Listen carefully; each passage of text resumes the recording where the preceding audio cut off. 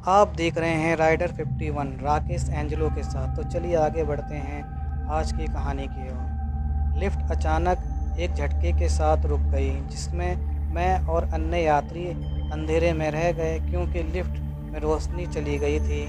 हम दफ्तर की इमारत की 7वीं मंजिल पर जा रहे थे कि तभी बिजली चली गई। अंधेरा होते ही मैंने आशंका की कि कुछ हाँफने की आवाज़ें सुनाई दे रही थी।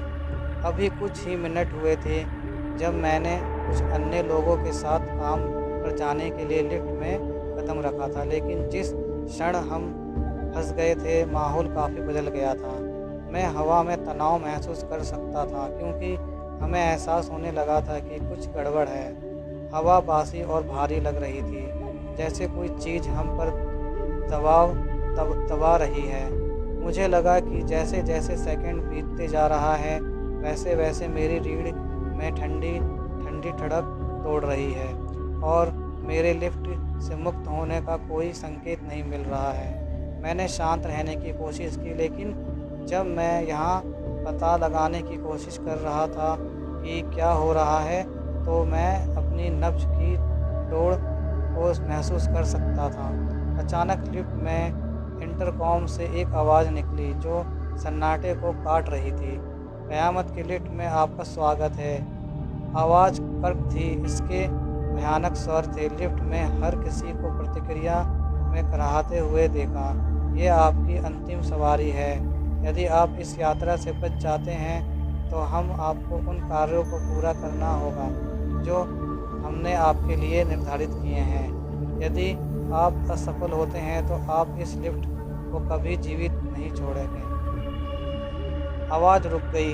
हमें इसके शब्दों की गंभीरता को समझने का एक पल मिला। मेरा दिल दौड़ गया क्योंकि मैंने ये समझने की कोशिश की कि क्या हो रहा है। क्या सच में ऐसा हो रहा था, या मजाक था, या कुछ और भवावे। डर और सदमे में कोई नहीं बोला जब तक कि लिफ्ट के पीछे से एक आवाज़ नहीं आई। क्या कार्य? उसने पूछा। उसकी आवाज़ डर से थोड़ी काँप रही थी।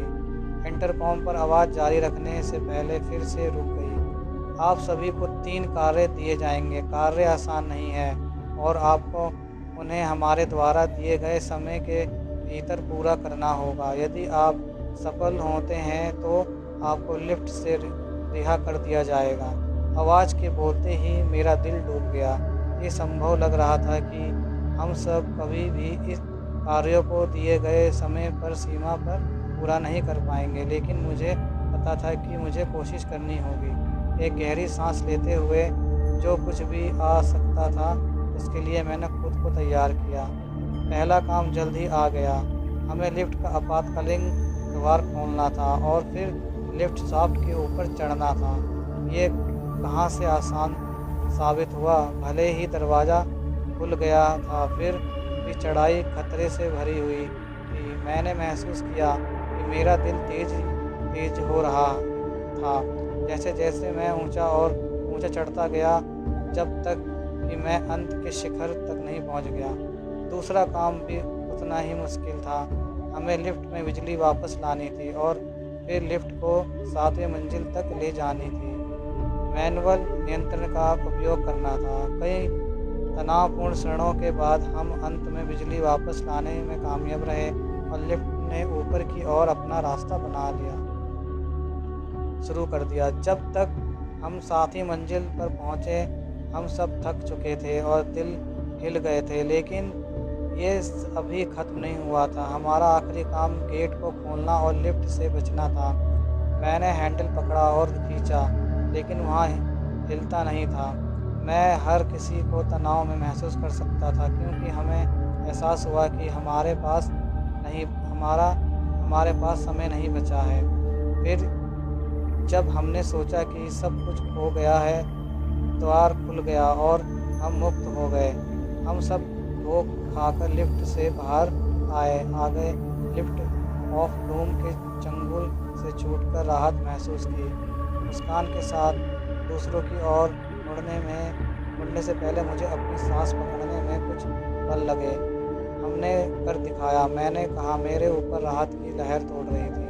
दूसरे ने सिर हिलाया। अभी भी जो कुछ हुआ था उसे समझने के लिए बहुत दंग रह गए। हम सभी निश्चित मृत्यु के इतने करीब थे और फिर भी हम जीवित रहने में सफल रह गए। हम सभी कार्य में अपना रास्ता बनाया, उस अनुभव पर अंधविश्वास में अपना सिर हिलाते हुए जिसे हमने अभी भी जिया था। हम लिफ्ट ऑफ डूम में अपनी यात्रा को कहीं नहीं भूलेंगे और कभी भी नहीं भूलेंगे। तो मैं मिलता हूँ आपको अगले वीडियो पर, जब तक के लिए जय हिंद।